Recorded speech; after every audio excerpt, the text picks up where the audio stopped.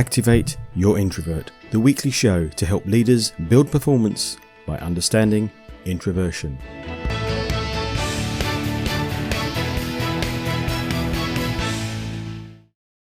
In this week's show, Leadership Tip of the Week.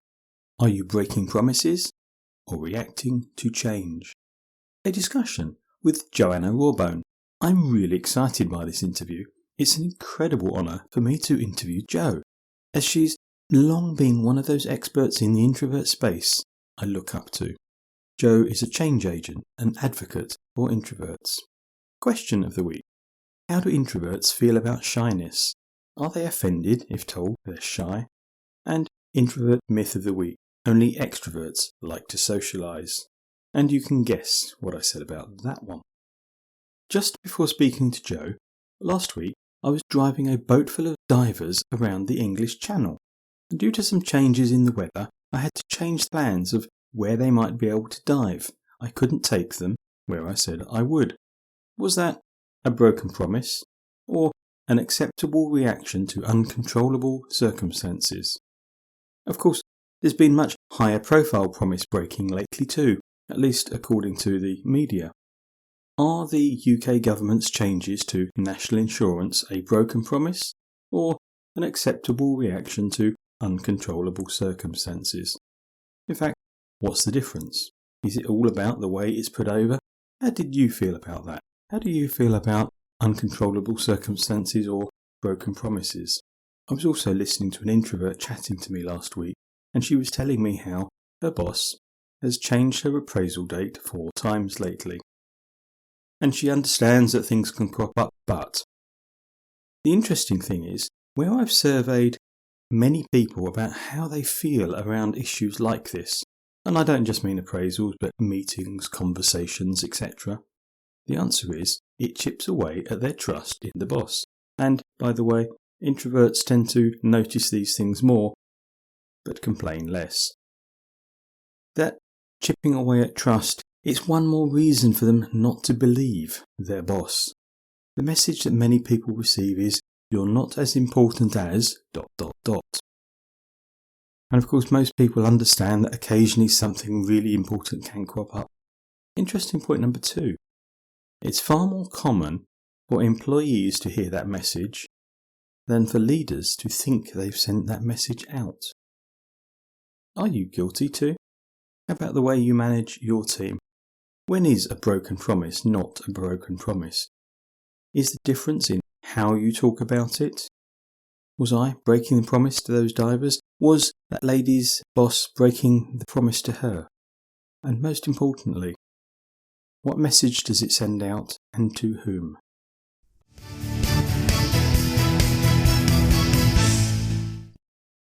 What would you like to know about introversion in business? This week's question comes from Simon. How do introverts feel about shyness? Are they offended if told they're shy? Thanks, Simon. It's a great question. I've not actually been asked it before or asked anybody about it, so my answer for you is based on only a few discussions. However, I would welcome everybody else's answer on the Facebook page. Of those I've spoken to, most introverts are, of course, aware of shyness, although they might not be tooled up to help.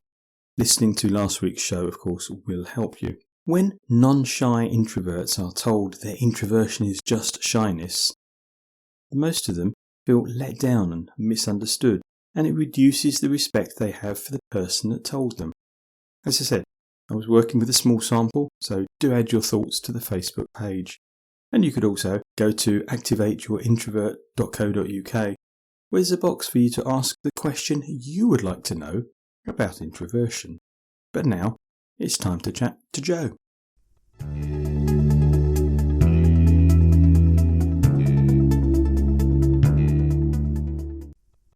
Welcome, Jo.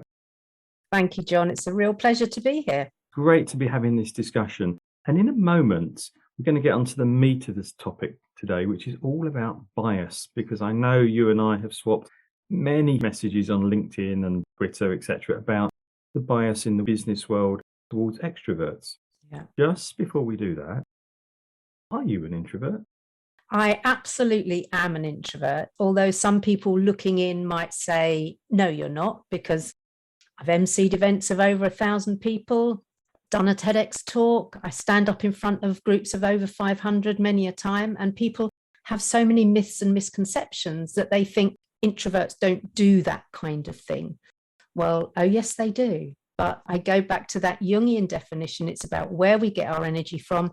And I get my energy from being on my own and going inside, into me, or being in companionable silence with people. I like that, companionable silence. That's really cool. So does that mean after you spent time doing training sessions or being on stage, you need to go and recover energy? Absolutely. And Sophie Morris talks about this as well, about pre-charging and recharging. So I make sure my mental batteries are fully recharged before a big engagement like that. I then do whatever I need to do, and I can be quite kind of, engaging on stage. And then I'll slip away into the green room or back to my hotel room, whatever I need to do. I'm not one of those who'll then wander down through the crowds and high five everyone and sign autographs and stuff. It's like, no, I'm done now. So I need to recharge. Then I can re-emerge again. I was helping at a folk festival at the weekend, and my job for the evening was to run the green room. Right. And so what you've got there is all these bands coming in there. On stage, you see them as these people that are lively and go glad-handing. How different it is when they're in the green room. Yeah. And so I think there's many, many more introverts who are performers, as I've said quite often. Yeah, lots of artists, lots of creatives who are introverts, and we can turn it on, when we need to. And that's not about being fake. It's actually about what we need to do in order to deliver what we need to deliver.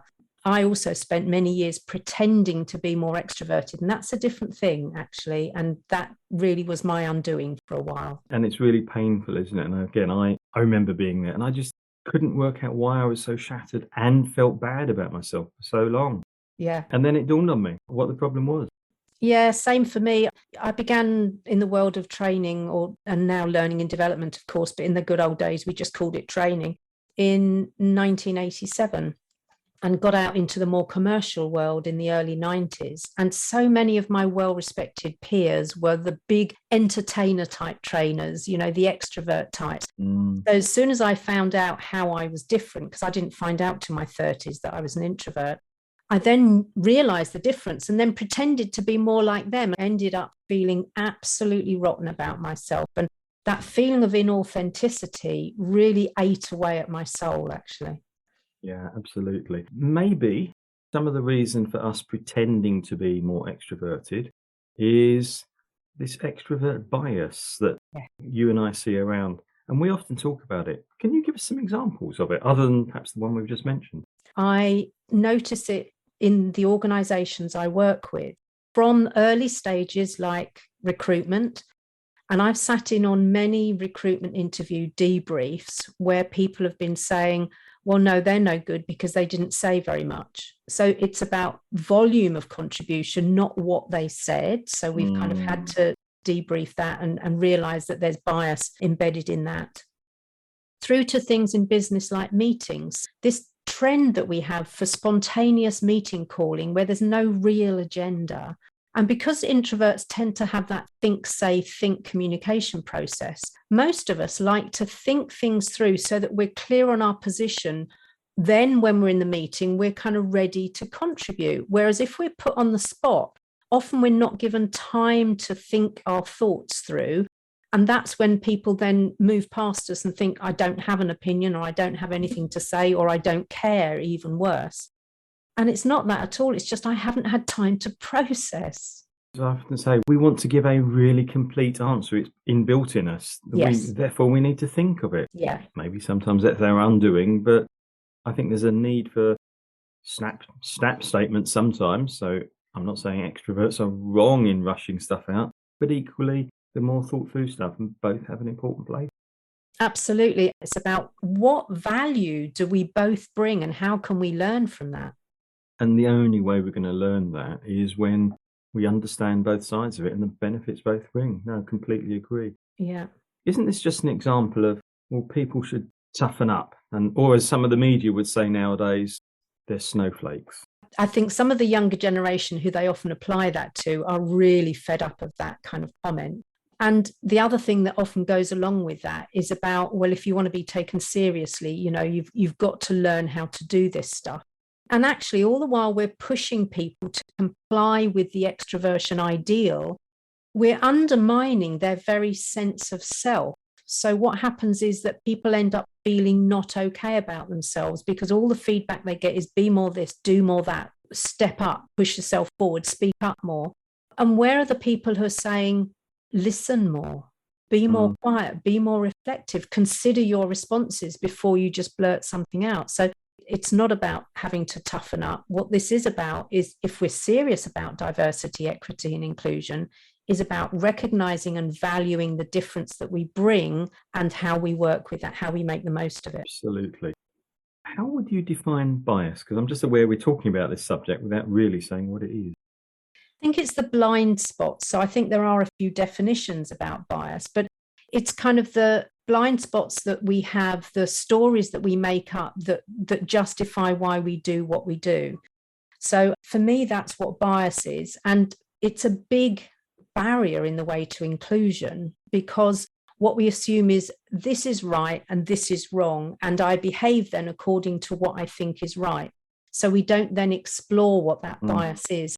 I hope that a lot of it in organizations is unconscious, that I'm not deliberately saying I favor this over that, but we can't help it. I was talking to a manager recently, and he was very interested in the introversion stuff, and then said to me, but Jo, I find it so much easier to talk to those chatty, kind of laddish, outgoing people. Bias straight there. But then I think it's natural. If you take it right back, there are times when we need to make, caveman or whatever it is, need to make quick decisions. Yeah. And therefore it's, well, here's my thinking. I can short circuit it all by just jumping with a pre-prepared answer. Yeah. And so I think that can be really good, but maybe in the 21st century, we've got to learn to move beyond that as organizations become more complex.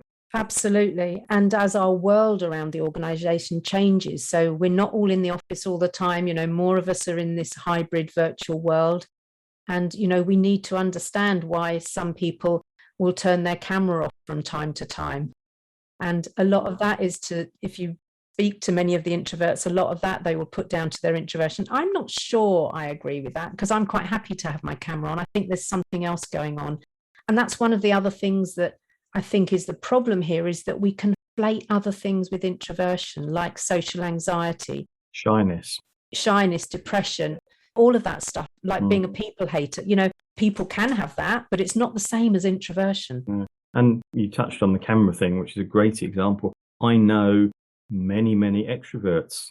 We are undoubtedly extrovert, but they hate the camera thing because they don't like seeing themselves. Yeah. Always interesting. And I think you touched on the pandemic and how that's changed things. I think the whole remote meeting thing has been good and bad in many ways.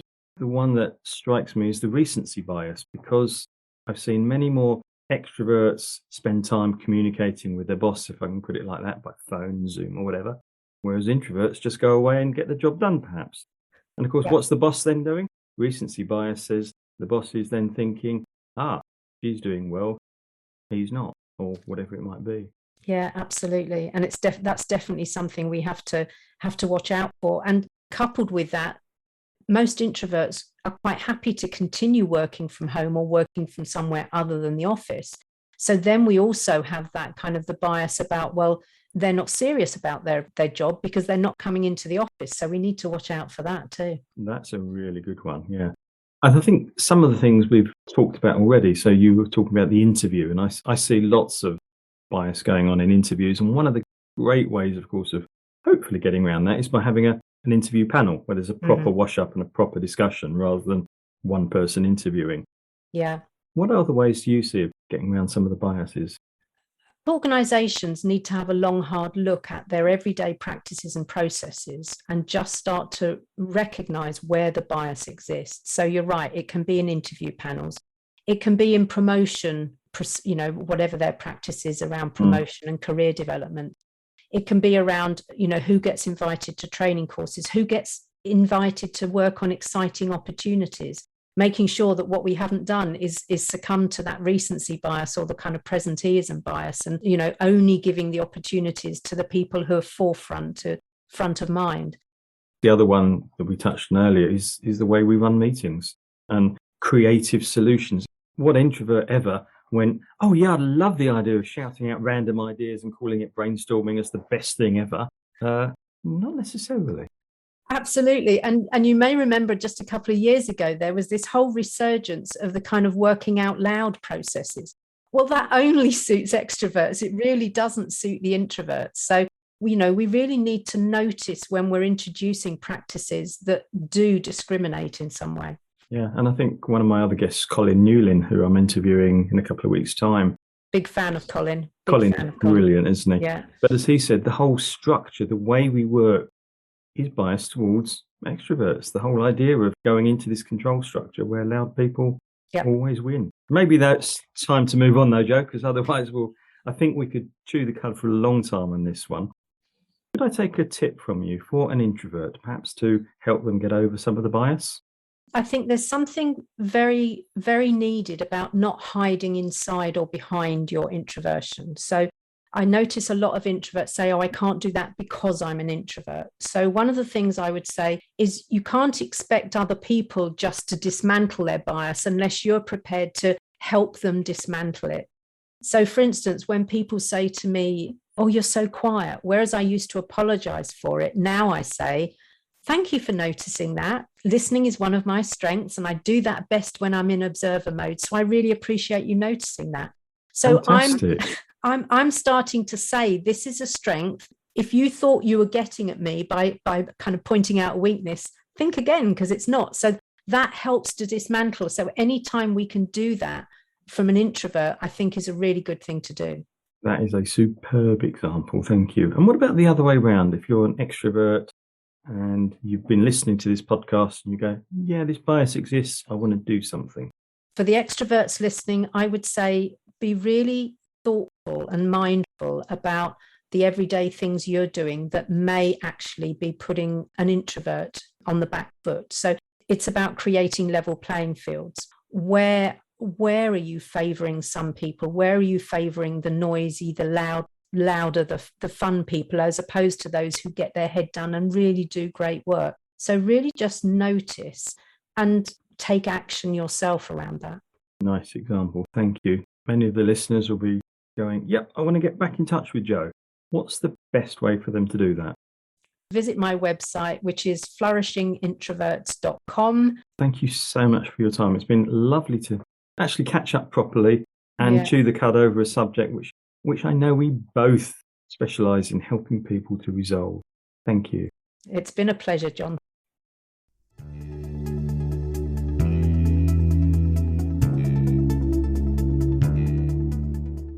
And now it's time for Introvert Myth of the Week. Those crazy stories that I hear and you hear that some people actually believe.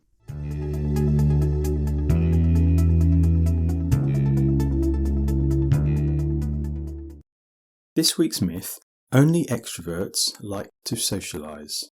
What rubbish. The important point is that when socialising, introverts are more likely to be overstimulated more quickly, feel tired and ready to go, than an extrovert in the same place. I was lucky, quick example, personal one, to be at a great social event this weekend, and I loved it. I was, however, drained and exhausted much more quickly than my extroverted partner. But I will then be honest, she was later on shattered too. I also needed to spend more time recovering quietly the next day. Introverts do enjoy socialising, but may choose different groups or events, or different people to socialise with, especially if they're going to get drained more quickly. I'm John Baker. Thank you for listening. I hope you found it useful. There's a new episode every Thursday at activateyourintroverts.co.uk and your favourite podcast provider.